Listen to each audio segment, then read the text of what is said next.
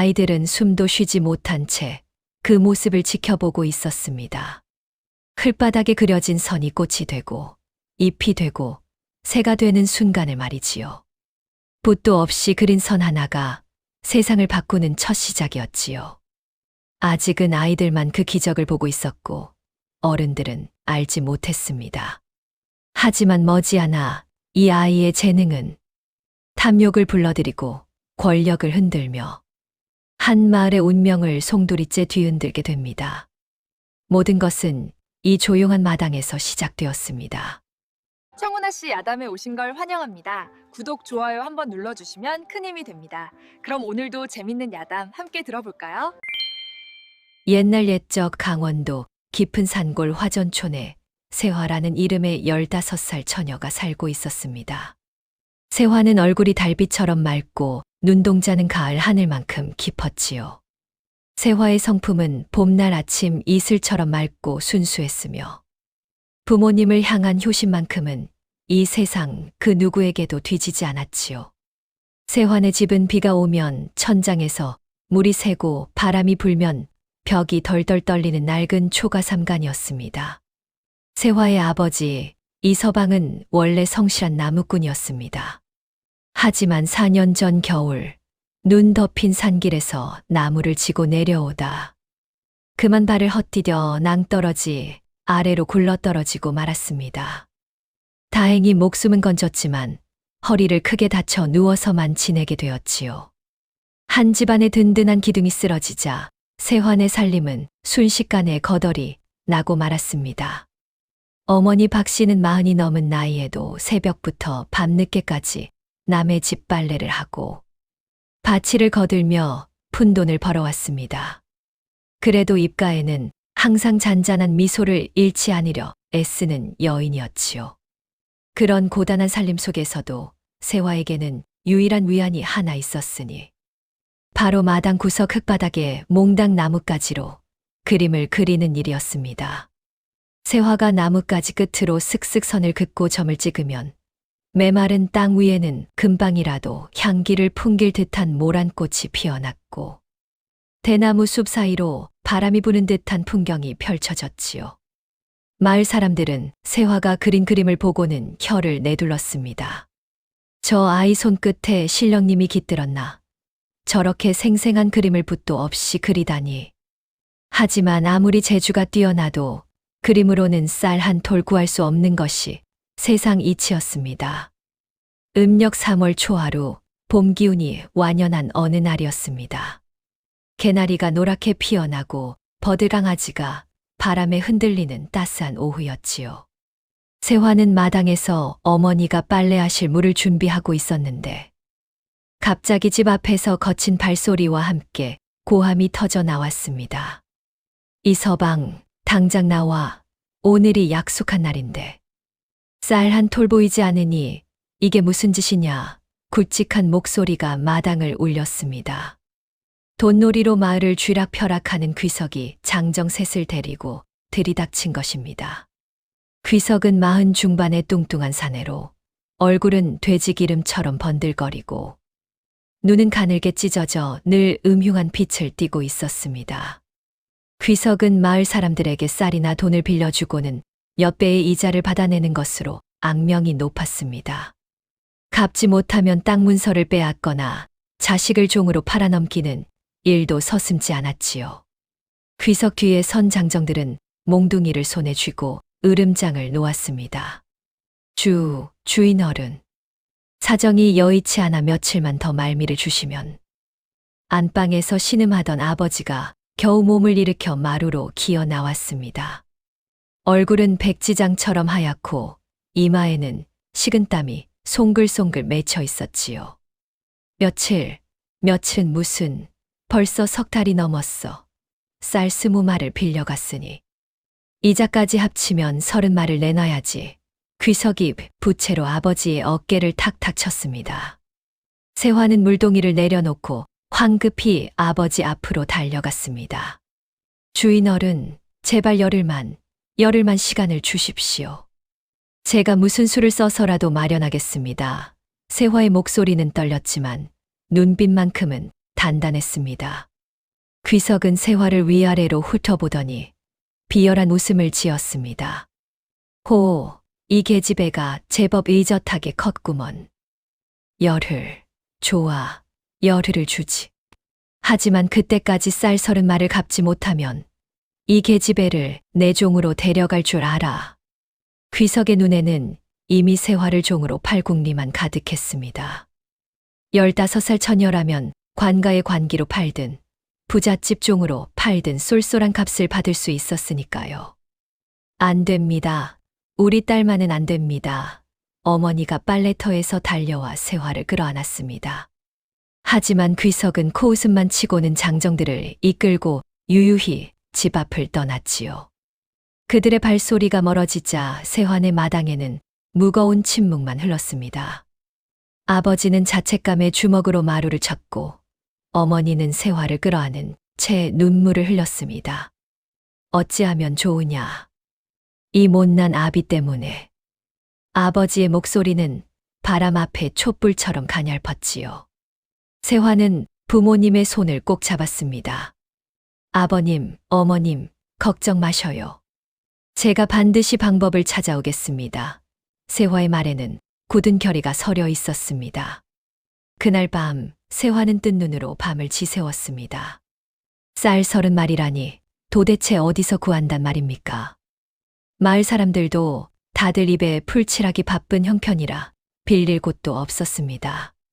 세화는 이리저리 궁리하다가 문득 산 너머 약초를 캐서 장에 내다 팔면 어떨까 하는 생각이 들었지요. 세화에게는 그림 제주 외에 또 하나의 기술이 있었습니다. 어린 시절부터 어머니를 따라 산에 오르며 도라지, 더덕, 칡뿌리를 캐는 법을 익혔거든요. 봄에는 고사리와 참나무를, 여름에는 산딸기와 머루를, 가을에는 도토리와 밤을 주워와 집안 살림에 보탰지요. 세화는 산길을 잘 알았고 어느 바위 틈에 약초가 자라는지도 훤히 꿰뚫고 있었습니다. 하지만 귀한 산삼이나 영지버섯 같은 것은 깊은 산속 험한 곳에만 있다고 했습니다. 그런 귀한 약초만 캐도 쌀몇 말은 바꿀 수 있을 터였지요. 특히 북쪽 귀신 골짜기에는 100년 묵은 산삼이 있다는 소문도 있었습니다. 하지만 그곳은 길이 험하고 짐승이 많아 어른 사내들도 함부로 들어가지 못하는 곳이었습니다. 세화야, 아무리 귀한 약초가 있어도 귀신 골짜기만큼은 절대 가지 마라. 어머니가 늘 당부하셨던 말씀이 떠올랐지요. 하지만 이러다가는 내가 종으로 팔려가고 부모님은 더 깊은 빚더미에 빠지실 거야. 세화는 이를 악물었습니다. 다음 날 새벽 어머니가 품팔이를 나가시고 아버지가 잠든 사이 바구니를 들었습니다. 마당 구석에서 평소 그림 그리던 몽당 나뭇가지 하나를 주워 품에 넣었지요. 왠지 모를 위안이 되었습니다. 봄바람은 따스했지만 세화의 가슴 속에는 얼음장 같은 두려움과 불타는 듯한 결의가 함께 자리 잡고 있었습니다. 세화가 산길에 들어선 것은 해가 중천에 떴을 무렵이었습니다. 마을 뒤편 산자락부터 시작된 길은 처음에는 나무꾼들이 다녀 어느 정도 길이 나 있었지만 점점 깊숙이 들어갈수록 가시덤불과 넝쿨이 길을 가로막았지요. 세화는 손에 쥔 나뭇가지로 풀을 헤치며 한 걸음 한 걸음 산을 올랐습니다. 허벅지까지 자란 억새풀이 세화의 치마를 잡아당기고 날카로운 가시나무가 팔뚝을 핥히었지만 세화는 멈추지 않았습니다. 약초만 캐면 돼. 영지버섯이든 산삼이든 하나만 캐면 부모님을 구할 수 있어. 세화는 그 생각 하나로 아픔을 참았지요. 바구니를 맨 어깨에는 이미 물집이 잡혔고 이마에서는 땀이 줄줄 흘러내렸습니다. 한 식경쯤 산을 오르자 세화의 눈앞에 울창한 소나무 숲이 펼쳐졌습니다. 나무들이 하늘을 가려 숲속은 어둑어둑했고 어디선가 새들의 울음소리가 구슬프게 들려왔지요. 세화는 나무뿌리 사이와 바위 틈을 유심히 살폈습니다. 약초는 그늘지고 습한 곳에서 잘 자란다고 들었으니까요. 얕은 개울가에서 돌아지며 더덕을 몇 뿌리 캤지만 이것들로는 쌀 30마를 바꾸기엔 터무니없이 부족했습니다. 더 깊이 들어가야 해 세화는 마음을 다잡고 더욱 험한 골짜기 쪽으로 발걸음을 옮겼습니다. 마을 사람들이 귀신 골짜기라고 부르며 겁내는 곳이었지만 세화에게는 선택의 여지가 없었지요. 해가 서쪽으로 기울기 시작할 무렵 하늘 빛깔이 이상하게 변하기 시작했습니다. 아까까지만 해도 맑고 푸르던 하늘이 갑자기 먹구름으로 뒤덮이더니 찬바람이 솔솔 불어왔지요. 이런 비가 오려나? 세화는 불안한 마음에 주변을 둘러봤습니다. 비를 피할 만한 곳을 찾아야 했는데 산속 깊은 곳이라 마땅한 곳이 보이지 않았습니다. 그때였습니다. 번쩍 하늘을 가르는 번개가 치더니 곧이어 우르릉 쾅쾅 천둥 소리가 산을 뒤흔들었습니다. 봄철 소나기 치고는 기세가 심상치 않았지요. 세화가 황급히 큰 나무 밑으로 몸을 피하려는 순간 하늘이 갈라진 듯 장대비가 쏟아져 내리기 시작했습니다. 빗줄기는 화살처럼 거세게 쏟아졌고 세화의 옷은 순식간에 물에 젖어 몸에 달라붙었습니다. 차가운 빗물이 등줄기를 타고 흘러내려 온몸이 얼어붙는 듯했지요. 추워. 세화는 이를 딱딱 부딪히며 떨었습니다. 시야는 빗줄기에 가려 앞이 보이지 않았고 발밑은 진을투성이가 되어 미끄러웠습니다. 세화는 조심조심 걸었지만 그만 발을 헛디뎌 비탈길을 대굴대굴 굴러 내려가고 말았습니다. 으악! 가시덤불과 바위에 부딪히며 굴러떨어진 세화는 겨우 나무 뿌리를 붙잡고 멈췄지요. 온몸이 욱신욱신 쑤시고 무릎에서는 피가 흘러내렸습니다. 바구니는 어디론가 날아가 버렸고 품에 넣어둔 몽당 나뭇가지만이 겨우 남아 있었습니다. 세화는 정신을 가다듬고 주변을 살폈습니다. 그때 희미하게 보이는 것이 있었으니 바로 허름한 산당이었습니다. 지붕은 반쯤 무너져 있었고 벽은 이끼로 뒤덮여 있었지만 그래도 비를 조금이나마 피할 수 있을 것 같았지요. 세화는 남은 힘을 짜내어 산당으로 기어갔습니다. 삐걱거리는 문을 밀고 들어가니 안은 축축하고 어두웠습니다. 하지만 바깥보다는 훨씬 나았지요.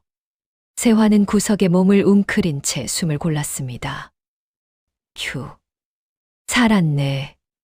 그런데 이게 웬일입니까? 산당 한쪽 구석에 누군가 쓰러져 있는 것이 아니겠습니까? 어르신? 세화는 깜짝 놀라 그쪽으로 다가갔습니다. 남루한 승복을 걸친 스님 한 분이 차가운 바닥에 누워 가늘게 신음하고 있었지요. 스님의 얼굴은 백지장처럼 창백했고 입술은 파랗게 질려 있었습니다.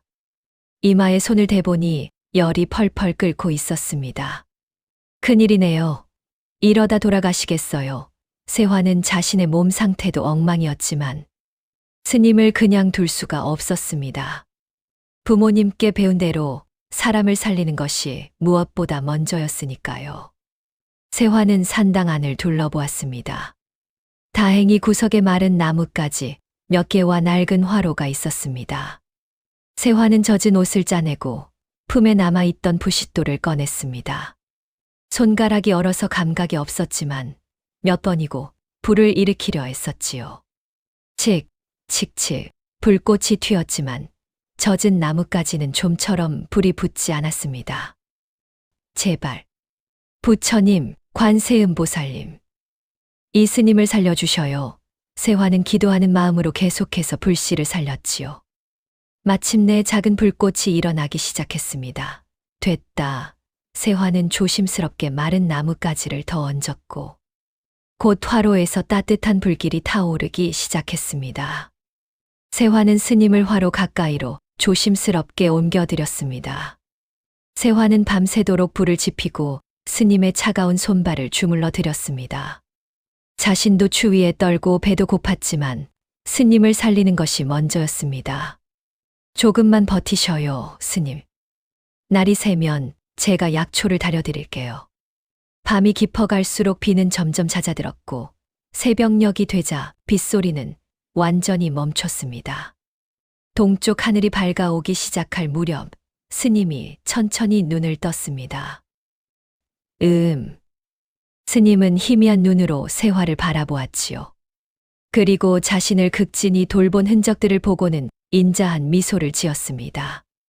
어린아이가 참으로 기특한 일을 하였구나.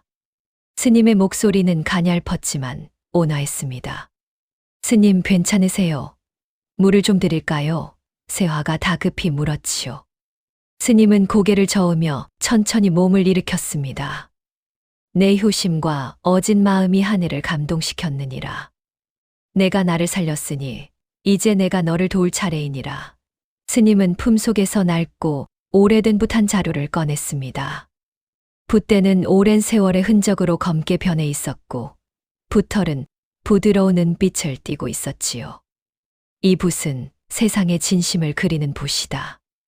오직 남을 위하는 마음으로 그릴 때만 기적이 일어날 것이니 결코 내 욕심을 채우는 데 쓰지 말거라. 탐욕으로 그린 것은 반드시 저주로 돌아올 것이니라. 스님의 목소리에는 엄숙함이 깃들어 있었습니다. 하지만 스님 붓만으로는 그림을 그릴 수 없는데 세화가 조심스럽게 물었습니다. 먹도 없고 물감도 없었으니까요. 스님은 잔잔한 미소를 지었습니다. 이 붓은 맑은 물만 있으면 된다. 물에 붓을 적셔 내 진심을 담아 그려라. 그러면 붓 끝에서 빛이 나올 것이니라. 세화는 떨리는 손으로 붓을 받아들었습니다. 붓은 묘하게 따뜻했고 손에 잡히는 순간 온몸에 기운이 퍼지는 것 같았지요. 할아버지, 이게 대체 무슨... 세화가 고개를 들어 물으려는 순간 스님의 모습은 온데간데 없고 희뿌연 안개만이 산당을 가득 채우고 있었습니다. 세화는 눈을 비비고 다시 봤지만 스님은 정말로 사라지고 없었습니다. 손에는 신비한 붓만 남아 있었지요. 꿈이었나? 하지만 손안의 붓은 분명히 실제했습니다. 세화는 붓을 품에 소중히 넣고 산당을 나섰습니다. 밖은 비갠 후라 공기가 맑고 상쾌했습니다. 새들은 지저귀고 햇살은 나무십 사이로 쏟아져 내렸지요. 세화는 산을 내려가며 생각했습니다. 이 붓으로 정말 기적을 일으킬 수 있을까? 어쨌든 집으로 돌아가서 부모님을 뵈어야지. 세화의 발걸음은 구름을 타듯 가벼웠습니다. 산에서 내려온 세화의 발걸음은 가벼웠지만 집에 가까워질수록 마음은 무거워졌습니다. 붓 하나 가지고 돌아왔다고 부모님께 뭐라고 말씀드리지? 약초 하나 제대로 못 캐고. 세화는 붓을 만지작거리며 한숨을 내쉬었지요. 하지만 돌아가지 않을 수도 없는 노릇이었습니다. 해가 중천에 떠 점심때가 되어서야 세화는 초가집에 도착했습니다. 마당에서는 어머니가 빨랫줄에 옷을 널고 계셨지요. 세화야, 어머니는 세화를 보자마자 빨래를 내팽개치고 달려왔습니다. 어디 갔었니? 밤새도록 안 들어와서 아버지랑 둘이 얼마나 애가 탔는지 아니? 혹시 귀석이 그놈이 너를 데려간 건 아닌가? 산에서 무슨 일이라도 당한 건 아닌가? 어머니의 목소리는 떨리고 있었습니다. 세화의 옷은 찢어지고 흙투성이었으며 팔과 다리에는 가시에 긁힌 상처가 선명했으니까요. 온몸이 왜 이 모양이냐? 어디 다친 데는 없고. 어머니, 괜찮아요. 산에 약초 캐러 갔다가 밤에 비가 와서 산당에서 자고 왔어요. 세화는 억지로 미소를 지었습니다. 이 어린 것이 산이 얼마나 위험한데 혼자 갔다 왔어. 그것도 밤새도록. 약초는 캤니? 어머니가 세화의 얼굴을 이리저리 살피며 다급히 물었지요. 세화는 고개를 저었습니다. 못 캤어요. 폭우가 쏟아져서. 아이고. 그래도 무사히 돌아온 것만 해도 다행이구나. 어서 들어가서 옷부터 갈아입거라. 안방에서는 아버지의 기침 소리가 들려왔습니다. 세화가 안으로 들어가 보니 아버지는 이불을 뒤집어 쓴 채 몸을 떨고 계셨습니다. 아버지, 제가 왔어요. 세화가 아버지의 손을 잡았지요. 아버지의 손은 불덩이처럼 뜨거웠습니다. 세화야, 미안하다. 이 못난 아비가 아버지는 헛소리를 하며 신음했습니다. 열병이 더 심해진 것 같았지요. 어머니는 걱정스러운 표정으로 세화를 바라봤습니다. 약을 지어와야 하는데 돈이 한 푼도 없구나. 부엌 도개는 정말로 쌀 한 톨 남아있지 않았습니다. 그날 밤 세화는 방 안에 혼자 앉아 품속의 붓을 꺼내 들었습니다. 촛불 아래에서 은빛 붓털이 은은하게 빛났지요. 남을 위하는 마음으로 그릴 때만 기적이 일어난다고 하셨지. 세화는 스님의 말을 떠올렸습니다. 세화는 방바닥에 깨끗한 종이 한 장을 펼쳤습니다. 평소에 그림을 그리고 싶어도 종이가 없어서 흙바닥에만 그렸는데 다행히 어머니가 아껴두신 종이가 한 장 있었지요. 세화는 붓을 들고 먹물 대신 물을 붓 끝에 묻혀 깊게 숨을 들이쉬었습니다. 아버지께 따뜻한 보약을, 어머니께 따뜻한 밥을. 세화는 온 마음을 다해 붓을 움직이기 시작했습니다. 먼저 김이 모락모락 나는 하얀 쌀밥을 그렸습니다. 윤기가 흐르는 쌀알 하나하나를 정성스럽게 그렸지요. 그리고 옆에는 따뜻한 미역국과 나물 반찬들을 그렸습니다. 다음으로는 약탕기에 담긴 진한 보약을 그렸습니다. 세화의 손끝에서 붓은 물 흐르듯 자연스럽게 움직였고 종이 위에는 생생한 그림이 펼쳐졌습니다. 그런데 이게 웬일입니까? 붓질을 마치는 순간 붓 끝에서 눈부신 황금빛 빗줄기가 뿜어져 나오더니 방 안을 환하게 밝혔습니다. 세화는 깜짝 놀라 뒤로 물러섰지요. 그림 속의 밥과 국과 보약이 종이에서 빠져나와 공중에 떠오르더니 천천히 실체가 되어 바닥으로 내려앉는 것이었습니다. 뚝 하는 소리와 함께 실제 밥그릇과 국그릇, 그리고 약사발이 세화 앞에 놓였습니다. 김이 모락모락 피어오르고 구수한 미역국 냄새가 코를 찔렀지요. 세화야, 방에서 무슨 빛이. 어머니가 황급히 문을 열고 들어오다가 그 광경을 보고는 그대로 얼어붙었습니다. 어머니. 세화도 믿기지 않는다는 표정으로 밥상을 바라봤습니다. 어머니는 떨리는 손으로 밥그릇을 들어보았습니다. 이게 진짜 밥이네. 어머니의 눈에서 눈물이 주르륵 흘러내렸지요. 세화야, 이게 도대체 어찌 된 일이냐. 세화는 어머니께 산에서 있었던 일을 모두 말씀드렸습니다. 스님을 만난 일, 신비한 붓을 받은 일, 그리고 방금 일어난 기적까지요. 어머니는 한참 동안 아무 말도 하지 못하고 세화를 바라보기만 했습니다. 그러다가 세화를 꼭 끌어안았지요. 우리 딸이 정말 하늘이 내린 복을 받았구나. 어머니의 목소리는 떨렸습니다. 어머니, 어서 아버지께 이 보약을 드려요. 세화가 약사발을 들고 안방으로 향했습니다. 어머니는 아버지를 깨워 조심스럽게 상체를 일으켜 세웠습니다. 여보, 정신 차려요. 세화가 약을 구해왔어요. 세화는 아버지의 입에 보약을 조금씩 떠 넣어드렸습니다. 신기하게도 보약을 몇 모금 드시자 아버지의 얼굴에 혈색이 돌기 시작했습니다. 거친 숨소리도 점점 안정되었지요. 아버지가 눈을 뜨고 세화를 바라봤습니다. 세화가 아버지의 손을 꼭 잡았습니다. 세화야, 아비가 꿈을 꾸는 것 같구나. 몸이 이렇게 가벼울 수가. 아버지는 천천히 팔을 움직여 보았습니다. 4년 동안이나 욱신거리던 허리 통증이 거짓말처럼 사라진 것입니다. 이게 어찌 된 일이냐? 아버지가 놀라 어머니를 쳐다봤지요. 어머니는 눈물을 닦으며 활짝 웃었습니다. 그날 밤 세환의 식구들은 오랜만에 따뜻한 밥을 배불리 먹었습니다. 쌀밥 한 숟가락을 입에 넣을 때마다 고소한 맛이 입안 가득 퍼졌고 미역국은 어머니가 끓인 것처럼 구수했지요. 아버지는 며칠 만에 혼자 힘으로 밥을 드셨고 얼굴에는 생기가 가득했습니다. 세화야, 정말 고맙구나. 내가 우리 집안을 살렸어.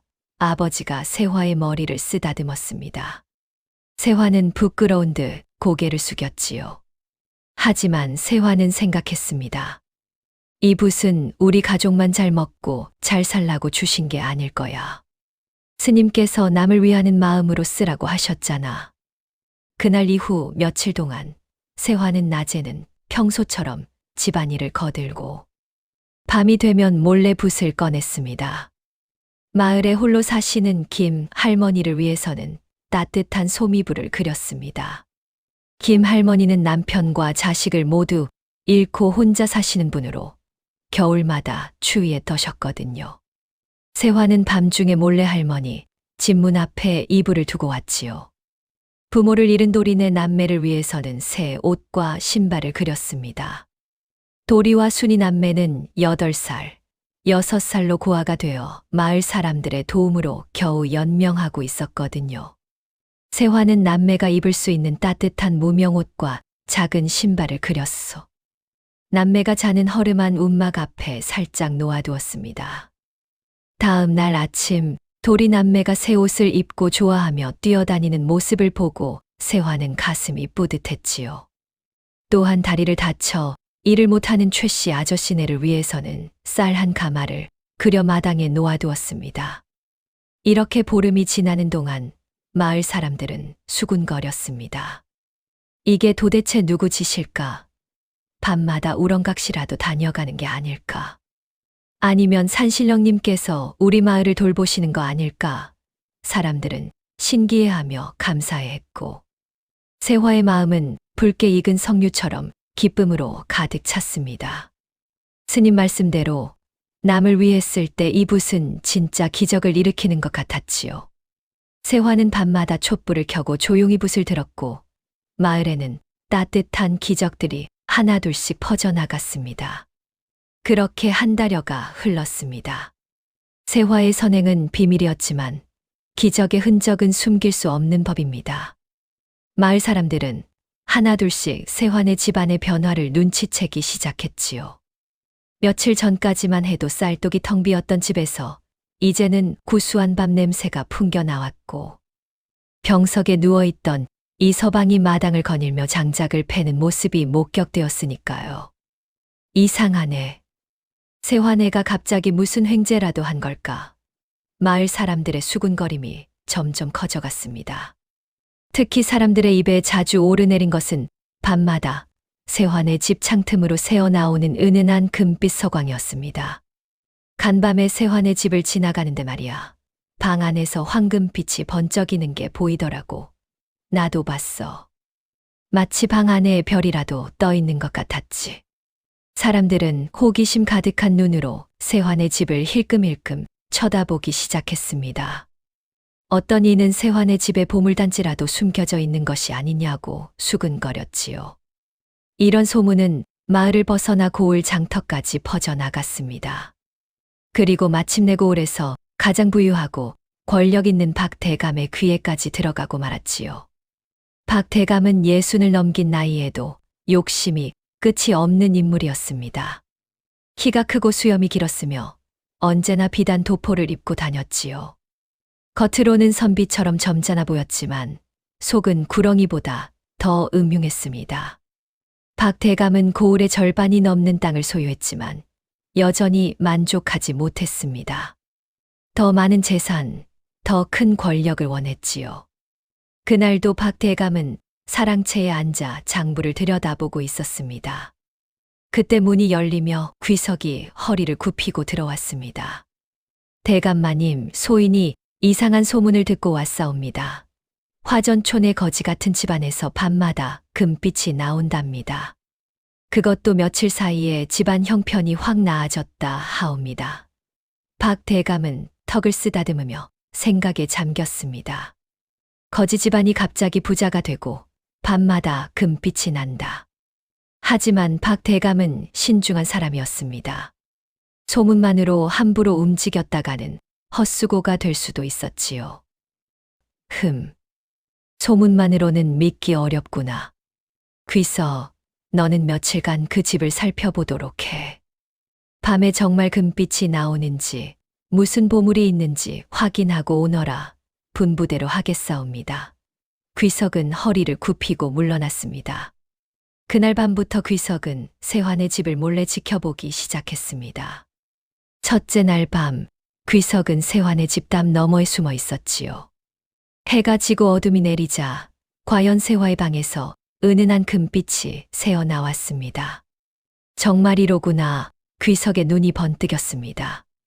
둘째 날 밤에도 셋째 날 밤에도 같은 일이 반복되었지요. 또한 귀석은 낮에도 마을을 어슬렁거리며 살폈습니다. 김 할머니가 갑자기 새 이불을 얻었다는 소문, 도리 남매가 새 옷을 입고 다닌다는 이야기, 최 씨, 내 집 마당에 쌀가마니가 생겼다는 소문. 모두 세화가 그림을 그린 밤 다음 날이었습니다.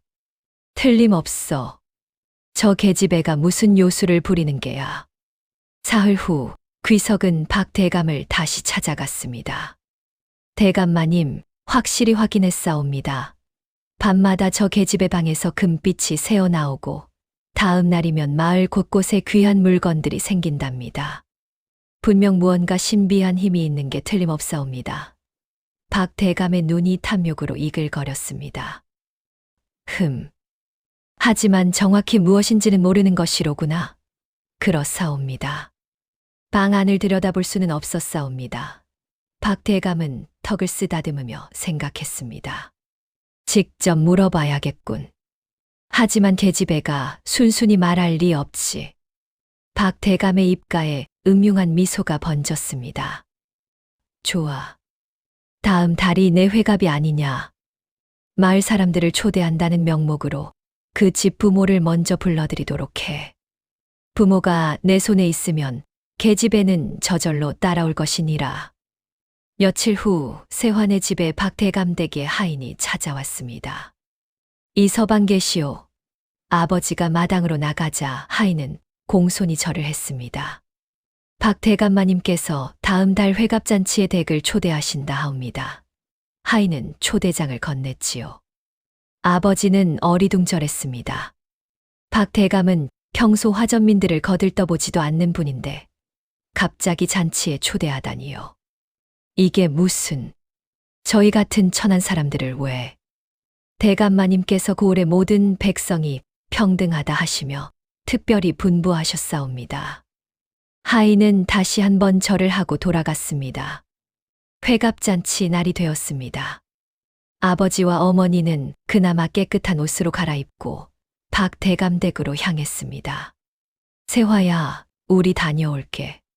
집 잘 보고 있거라. 네, 어머니. 조심히 다녀오세요. 세화는 부모님을 배웅했지만 가슴 한구석에서는 불안감이 커져갔지요. 박 대감댁에 들어선 부모님은 이상함을 느꼈습니다. 회갑잔치라고 했는데 다른 손님들은 보이지 않았지요. 다른 분들은 아직 안 오셨나? 아버지가 물었습니다. 그때 하인 하나가 다가왔습니다. 대감마님께서 두 분만 먼저 안으로 모시라 하셨사옵니다. 특별한 말씀이 있으시답니다. 하인들은 대답 대신 갑자기 부모님의 팔을 붙잡았습니다. 이게 무슨 짓이오? 대감마님 분부시니. 조용히 따라오시오. 하인들은 부모님을 질질 끌고 지하 창고로 향했습니다. 계단을 내려가니 축축하고 차가운 공기가 코를 찔렀지요. 하인들은 부모님을 창고 안으로 밀어넣고 쇠로 된 문을 쾅 닫아버렸습니다. 이봐요. 문 열어요. 어머니가 문을 두드리며 소리쳤습니다. 하지만 아무런 대답이 없었지요. 한편 박 대감은 사랑채에 앉아 만족스러운 표정을 짓고 있었습니다. 이제 그 계집애를 데려오도록 해. 부모가 인질로 잡혀 있으니 순순히 따라올게야. 분부대로 하겠사옵니다. 귀석은 허리를 굽히고 물러났습니다. 해가 중천에 떴을 무렵 세화는 마당에서 빨래를 하고 있었습니다. 부모님이 나가신 지 1시경도 채 되지 않았는데 벌써 대문이 와르르 열리는 소리가 들렸지요. 벌써 돌아오셨나? 세화가 고개를 들었는데 들어온 사람은 부모님이 아니라 귀석과 장정 둘이었습니다. 귀석의 얼굴에는 비열한 웃음이 가득했지요. 세화라는 계집애가 내냐? 귀석이 세화를 위아래로 훑어보며 물었습니다. 네. 그런데 무슨 일이십니까? 세화는 불안한 마음에 한 걸음 뒤로 물러났습니다. 박 대감마님께서 너를 부르신다. 순순히 따라오도록 해. 귀석이 손짓을 하자 장정들이 세화에게 다가왔지요. 잠깐만요. 저희 부모님은 어디 계세요? 세화가 다급히 물었습니다. 귀석은 코웃음을 쳤습니다. 내 부모는 대감댁에 잘 계시니 걱정 말고 따라오기만 해. 세화는 가슴이 철렁 내려앉았습니다. 부모님께 무슨 일이 생긴 게 틀림없어. 세화는 저항해봤자 소용없다는 것을 알았습니다. 장정들은 힘이 세고 귀석은 박 대감의 수하였으니까요. 알겠습니다. 따라가겠습니다. 세화는 고개를 숙이며 대답했지요. 장정들이 세화의 양팔을 붙잡고 끌고 갔습니다. 세화는 품속에 신비한 붓을 꼭 쥐었습니다. 이걸로 부모님을 구해야 해. 박 대감댁에 도착한 세화는 사랑채로 끌려갔습니다. 넓은 마루에는 박 대감이 의자에 앉아 세화를 기다리고 있었지요. 박 대감의 눈빛은 매서웠고 옆에는 번쩍이는 칼을 든 하인이 서 있었습니다. 내가 세화로구나. 박 대감이 천천히 말했습니다. 세화는 고개를 숙인 채 대답했지요. 대감마님, 저희 부모님은 어디 계십니까? 내 부모는 내 창고에 잘 있으니 걱정 말거라. 다만 내가 내 질문에 솔직히 대답한다면 무사히 돌려보내주마. 박 대감이 음흉하게 웃었습니다. 세화의 가슴이 철렁 내려앉았지요. 무슨 말씀이십니까? 박 대감은 자리에서 일어나 세화 앞으로 다가왔습니다. 내 집에서 밤마다 금빛이 나온다더구나. 그리고 하루아침에 집안 형편이 나아졌지. 그게 대체 무엇이냐? 박 대감의 목소리는 차갑게 가라앉아 있었습니다.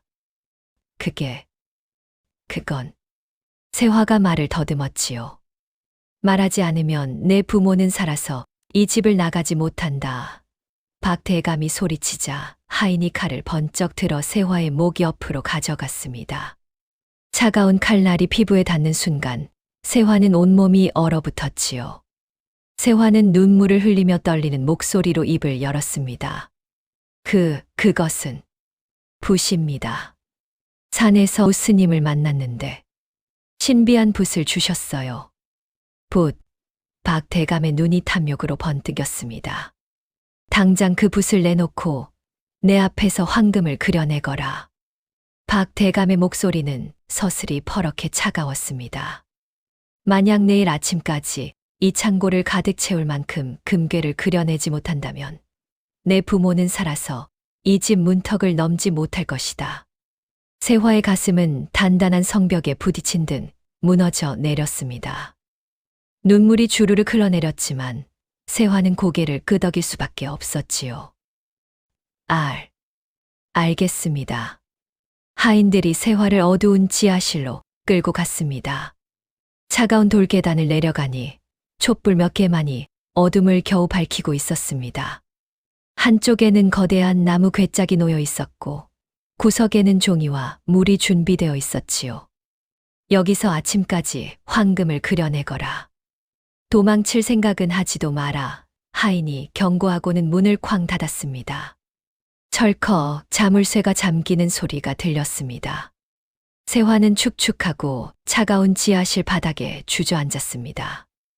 옆방에서는 부모님의 신음소리가 희미하게 들려왔지요. 어머니, 아버지. 세화의 눈에서 눈물이 쏟아졌습니다. 어떡하지? 스님께서 남을 위하는 마음으로 쓰라고 하셨는데 박 대감의 탐욕을 채워주는 것은 세화는 스님의 경고가 떠올랐습니다. 탐욕으로 그린 것은 반드시 저주로 돌아온다. 하지만 지금 당장 부모님의 목숨이 위태로웠습니다.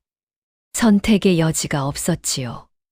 세화는 떨리는 손으로 붓을 꺼내 들었습니다. 품속에서 꺼낸 붓은 예전과 달리 차갑게 느껴졌습니다.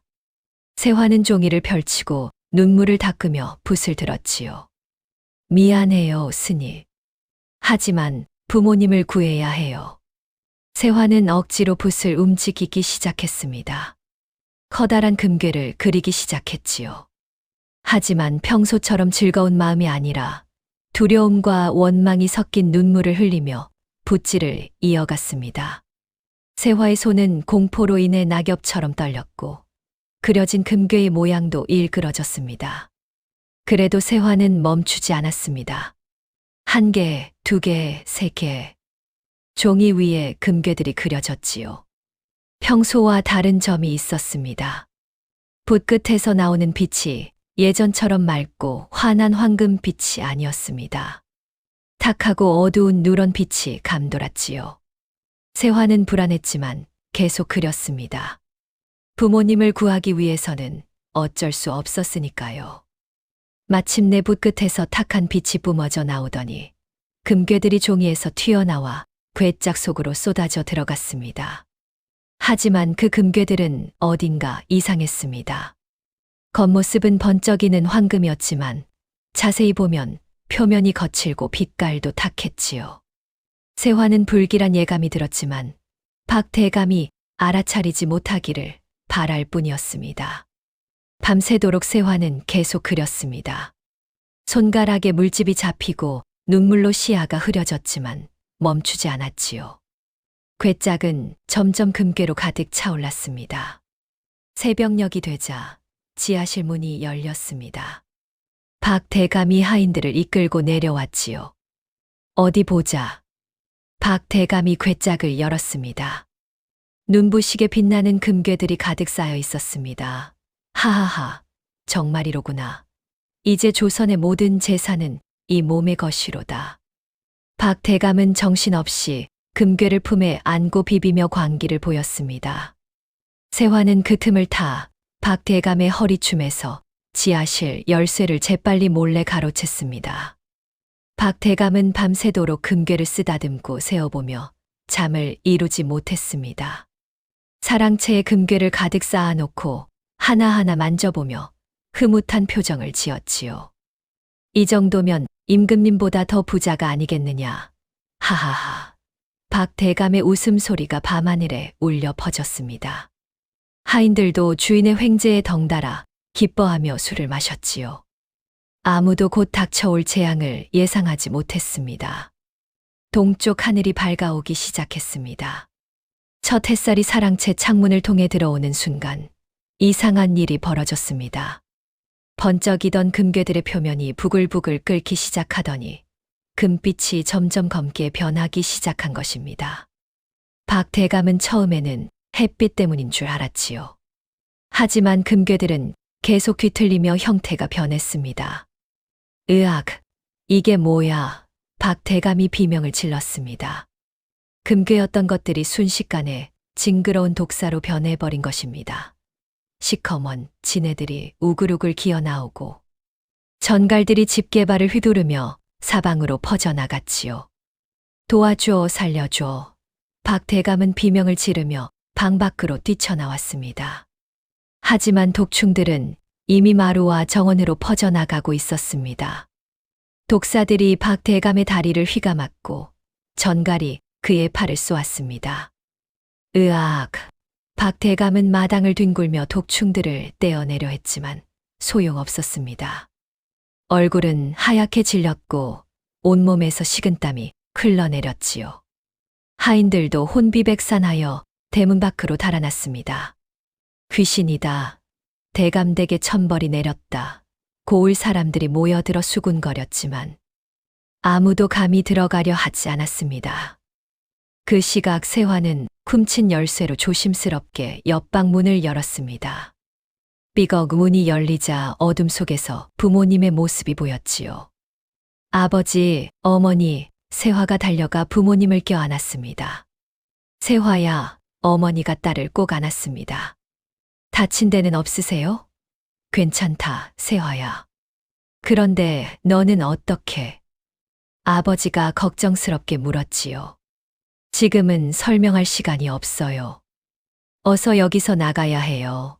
세화는 부모님의 손을 잡고 계단을 올라갔습니다. 지하실 문을 열고 나오니 대감댁은 이미 아수라장이 되어 있었습니다. 독충들이 사방에 기어다니고 하인들의 비명소리가 들렸지요. 저게 대체 무슨 일이냐? 아버지가 놀라 물었습니다. 제가 붓으로 금을 그렸는데 탐욕으로 그린 것이라 저주가 된 것 같아요. 세화의 목소리가 떨렸습니다. 세화 가족은 혼란을 틈타 뒷문으로 빠져나갔습니다. 하지만 마당을 가로지르는 순간 독충에 물려 쓰러져 있던 박 대감이 세 사람을 발견했지요. 저 전현들이다. 전현들을 잡아라. 박 대감이 간신히 몸을 일으켜 소리쳤습니다. 귀석과 장정 몇 명이 박 대감의 외침을 듣고 달려왔습니다. 전현들을 놓치지 마라. 요술붓을 빼앗아와. 어서 달려요. 세화가 부모님의 손을 잡아 끌었습니다. 세 사람은 대감댁을 빠져나와 마을 뒷산으로 달렸습니다. 뒤에서는 귀석과 장정들의 발소리가 점점 가까워졌지요. 숨이 차네. 아버지가 허리를 다친 몸으로 따라오느라 힘들어했습니다. 조금만 더 힘내세요, 아버지. 세화가 아버지의 팔을 부축했습니다. 하지만 추격자들은 점점 거리를 좁혀왔습니다.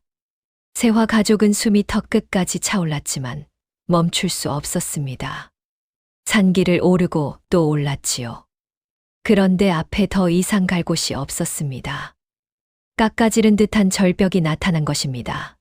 아래로는 까마득한 낭떠러지가 펼쳐져 있었고 뒤에서는 추격자들이 다가오고 있었습니다. 하하하, 더는 도망갈 곳이 없다. 순순히 붓을 내놓고 항복해라. 귀석이 음흉한 웃음을 지으며 다가왔습니다. 장정들은 몽둥이와 칼을 들고 포위망을 좁혀왔지요. 세화의 부모님은 서로를 껴안으며 눈을 감았습니다. 절벽 끝에 선 세 식구, 뒤에는 악당들, 앞에는 낭떠러지. 절체절명의 순간이었습니다. 하지만 세화는 포기하지 않았습니다. 품속에서 붓을 꺼내 들었지요. 떨리는 손으로 붓을 꼭 쥐었습니다. 이번에는 우리를 지키기 위해서야. 부모님을 구하기 위해서라고. 세화는 절벽 바닥의 평평한 돌 위에 마지막 남은 힘을 다해 그림을 그리기 시작했습니다. 이번에는 황금이나 보물이 아니었습니다. 세화는 자신들을 위협하는 악당들을 막아줄 무언가를 그렸습니다. 전현이 또 무슨 짓을 하려고 귀석이 소리치며 달려들었습니다. 하지만 이미 세화의 붓질은 끝나고 있었지요. 세화의 붓에는 가족을 지키겠다는 간절함과 정의로운 분노가 담겨 있었습니다. 탐욕이 아닌 사랑하는 사람을 지키려는 마음이었지요. 붓 끝에서 파란 빛이 번쩍이기 시작했습니다. 세화가 돌 위에 그린 것은 거대한 폭포였습니다. 굽이쳐 흐르는 물줄기, 하얀 물보라, 쏟아지는 폭포수를 잇는 힘을 다해 그렸지요. 세화의 눈에서는 눈물이 흘러내렸고 그 눈물방울이 그림 위로 떨어졌습니다. 붓질 하나하나에 부모님을 지키겠다는 간절한 마음이 담겨 있었습니다. 제발, 우리를 구해주세요. 그 순간 붓 끝에서 눈부신 푸른 빛이 하늘로 치솟았습니다. 번쩍 마른 하늘에 천둥 소리가 울려 퍼졌습니다. 구름 한 점 없던 하늘이 순식간에 먹구름으로 뒤덮이더니 우르릉 쾅쾅 천둥 번개가 치기 시작했지요. 뭐야? 갑자기 날씨가. 귀석이 당황하며 하늘을 올려다봤습니다. 그때였습니다. 세화가 그린 그림에서 엄청난 양의 물줄기가 폭발하듯 쏟아져 나오기 시작했습니다. 콱! 귀가 먹을 듯한 굉음과 함께 거대한 폭포가 그림 속에서 튀어나와 절벽을 타고 흘러내렸습니다. 아니, 흘러내린다는 표현으로는 부족했지요. 마치 하늘이 갈라져 쏟아붓는 것처럼 어마어마한 물줄기가 밀려왔습니다. 아니, 산 꼭대기에서 웬 물이냐? 귀석이 비명을 질렀습니다. 장정들도 겁을 먹고 뒤로 물러났지만 이미 늦었습니다. 거센 물살이 파도처럼 밀려와 추격자들을 덮쳤지요. 으악, 살려줘. 귀석과 장정들은 물살에 휩쓸려 대굴대굴 굴러 떨어졌습니다. 몽둥이와 칼을 놓치고 나뭇가지처럼 떠내려갔지요. 신기하게도 새와 가족이 서 있는 곳만은 물줄기가 비껴갔습니다. 마치 보이지 않는 벽이라도 세워진 것처럼 물은 새환의 주위를 빙둘러 흘러갔지요. 새화와 부모님은 서로를 꼭 껴안고 서 있었습니다. 귀에 쟁쟁 울리는 물소리, 눈앞을 가득 채운 하얀 물보라. 그 속에서도 세 사람은 평온했습니다. 폭포는 산비탈을 따라 마을로 흘러내려갔습니다. 물은 낮은 곳을 찾아 세차게 흘러갔고 마을에서 가장 낮은 곳에 자리 잡은 박대감의 저택으로 몰려들었지요. 이미 독충들로 아수라장이 된 대감댁에 엄청난 양의 물이 쏟아져 들어왔습니다. 담장이 무너지고 건물이 흔들렸습니다. 박대감이 부정하게 모은 금은 보화들이 물에 떠내려갔고 창고에 쌓아둔 쌀과 곡식도 모두 휩쓸려 갔습니다. 내 재산, 내 재산이. 박대감은 물에 휩쓸리지 않으려 기둥을 붙잡고 매달렸습니다. 독사에 물리고 전갈에 쏘여 온몸이 부어오른 상태였지만 재산에 대한 집착만은 놓지 못했지요.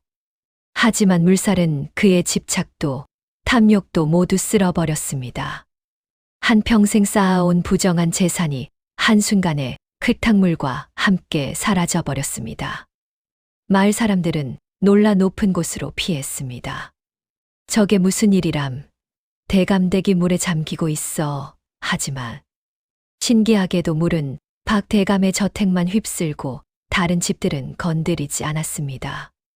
마치 누군가 정확히 겨냥한 것처럼 악행을 저지른 곳만 정화하듯 흘러갔지요. 한참 후 물은 점점 잦아들기 시작했습니다.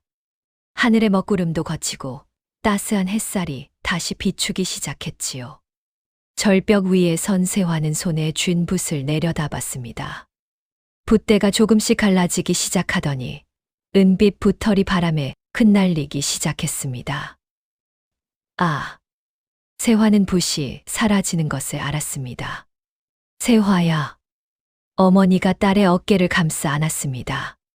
붓은 점점 가루가 되어 허공으로 날아갔습니다. 은빛 가루들이 햇살을 받아 반짝이며 하늘로 올라갔지요.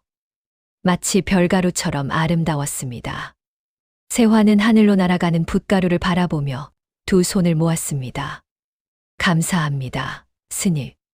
저희를 구해주셔서. 붓이 완전히 사라지자 새화는 이상하게도 슬프지 않았습니다. 오히려 마음이 가벼워진 것 같았지요. 부모님을 구했고 악을 물리쳤으니까요. 또 스님이 말씀하신 대로 붓은 진정 필요한 순간에 기적을 일으켜 준 것입니다. 이제 됐어요. 이제 우리는 우리 힘으로 살아가면 돼요. 새화가 환하게 웃었습니다. 그래, 딸아. 내 말이 맞다. 아버지가 새화의 머리를 쓰다듬었습니다. 허리가 완전히 나은 것은 아니었지만 이제 걸을 수는 있었습니다. 가족이 함께 있다는 것, 서로 의지할 수 있다는 것만으로도 충분했지요. 세 사람은 서로의 손을 꼭 잡고 산을 내려가기 시작했습니다. 마을로 돌아오는 길에 사람들이 모여 있었습니다. 새화네가 돌아온다. 무사하구나. 마을 사람들은 새화네 가족을 반갑게 맞아주었습니다. 박 대감의 악행은 이미 마을에 다 알려져 있었고 사람들은 오히려 새화네를 걱정하고 있었던 것이지요. 고생 많았구나, 새화야. 김할머니가 새화의 손을 잡아주었습니다. 도리남매도 달려와 새화의 치마를 붙잡았지요. 박 대감은 그 후 관가에 끌려가 죄를 물었습니다. 백성들을 괴롭힌 죄, 사람을 불법으로 가둔 죄가 밝혀진 것입니다. 귀석과 장정들도 모두 벌을 받았지요. 탐욕으로 쌓은 부는 결국 한순간에 무너지고 만 것입니다. 새화는 그 소식을 들으며 다시 한번 스님의 말씀을 떠올렸습니다. 탐욕으로 그린 것은 반드시 저주가 된다. 새화는 그 교훈을 가슴 깊이 새겼습니다. 그로부터 2해가 흘렀습니다.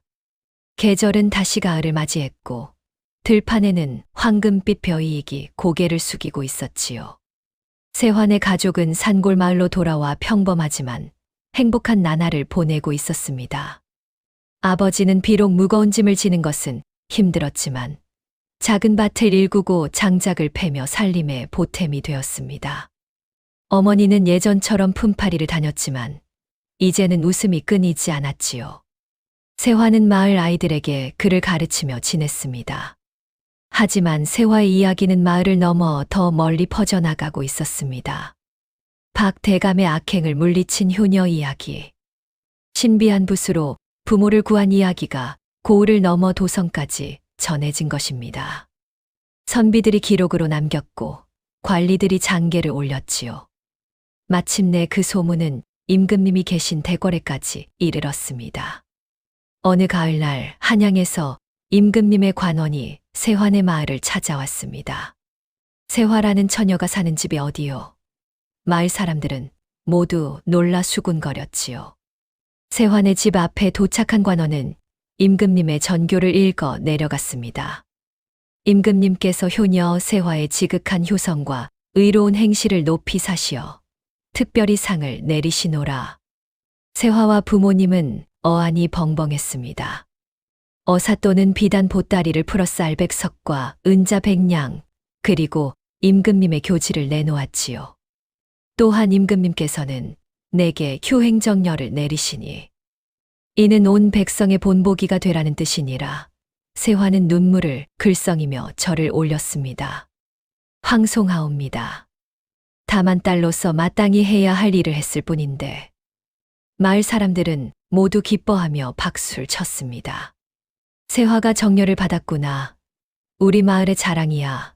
김할머니는 눈물을 닦으며 세화를 끌어안았고 도리남매는 세화의 치마를 붙잡고 좋아했지요. 그날 밤 세화는 부모님과 마주 앉아 이야기를 나눴습니다. 이 돈으로 무엇을 하면 좋을까요? 내가 알아서 하거라, 딸아. 내가 이루어낸 것이니 아버지가 말씀하셨지요. 세화는 깊이 생각했습니다. 그리고 결심했습니다. 저 혼자 잘 살기 위한 돈이 아니에요. 마을 사람들과 함께 나누고 싶어요. 세화는 이튿날부터 마을 사람들과 의논하여 큰 집을 짓기 시작했습니다. 넓고 튼튼한 기와집을 지었지요. 몇 달 후 마을 입구에 큰 기와집이 완성되었습니다. 방이 무려 100칸이나 되는 큰 집이었지요. 마당은 넓었고 부엌도 크게 지어 많은 사람이 함께 밥을 지어 먹을 수 있었습니다. 세화는 대문을 활짝 열어놓고 말했습니다. 갈 곳 없는 분들, 외로운 분들 모두 이리로 오세요. 함께 살아요. 김 할머니가 가장 먼저 짐을 꾸려왔습니다. 도리 남매도 달려왔지요. 부모를 잃은 아이들, 몸이 불편한 어르신들, 의지할 곳 없는 사람들이 하나둘 모여들었습니다. 세화는 그들 모두를 반갑게 맞아주었지요. 여기는 우리 모두의 집이에요. 100칸 기와집은 금방 사람들로 가득 찼습니다. 세화는 넓은 마당 한쪽에 평평한 모래밭을 만들었습니다. 그리고 아이들을 불러 모았지요. 자, 이제부터 그림 그리는 법을 가르쳐 줄게. 세화는 예전처럼 몽당 나뭇가지를 손에 들었습니다. 신비한 붓은 사라졌지만 세화의 재능은 여전했으니까요. 아이들은 신기한 듯 세화를 둘러쌌습니다. 그림은 마음을 담는 거란다. 사랑하는 마음, 고마운 마음, 아름답다고 느끼는 마음. 세화가 모래 위에 예쁜 꽃을 그렸습니다. 아이들도 저마다 나뭇가지를 들고 그림을 그리기 시작했지요. 어떤 아이는 강아지를, 어떤 아이는 나비를 그렸습니다. 서툴렀지만 모두 행복한 얼굴이었습니다. 저녁이 되면 큰 부엌에서 밥을 지었습니다. 할머니들은 나무를 묻혔고 아이들은 설거지를 도왔습니다. 몸이 불편한 어르신들은 마당에 앉아 이야기를 나눴지요. 세화의 아버지는 마당에 채소밭을 가꾸었고 어머니는 빨래를 하며 노래를 불렀습니다. 모두가 가족처럼 지냈습니다. 계절이 바뀌고 해가 지나도 101 기와집은 언제나 웃음소리로 가득했습니다. 마을 사람들은 그 집을 특별한 이름으로 불렀습니다. 세상을 치유하는 집, 아픈 마음을 달래주고 외로운 사람에게 가족을 만들어주는 집이었으니까요. 세화의 입술은 언제나 붉게 익은 석류처럼 밝은 미소를 머금고 있었고 그 눈동자는 밤하늘의 별빛처럼 희망으로 빛났습니다. 어느 봄날 세화는 마당에 앉아 하늘을 바라봤습니다. 따스한 햇살이 얼굴을 비추었지요. 사람들과 함께 나누는 것이 진짜 기적이라는 걸 알았어요. 세화는 마음속으로 감사의 인사를 올렸습니다. 바람이 살랑 불어와 세화의 머리카락을 쓰다듬고 갔습니다. 마치 스님이 대답하시는 것 같았지요. 붓 끝에서 나온 황금보다 더 귀한 것은 사람의 따뜻한 마음이라는 것을 세화는 평생토록 증명하며 살았습니다. 그리고 그 따뜻한 마음은 세화에게서 아이들에게로, 아이들에게서 또 다른 사람들에게로 끝없이 이어졌지요. 세화의 이야기는 지금도 우리 곁에 전설처럼 흐르고 있습니다. 그동안 시청해 주셔서 감사합니다.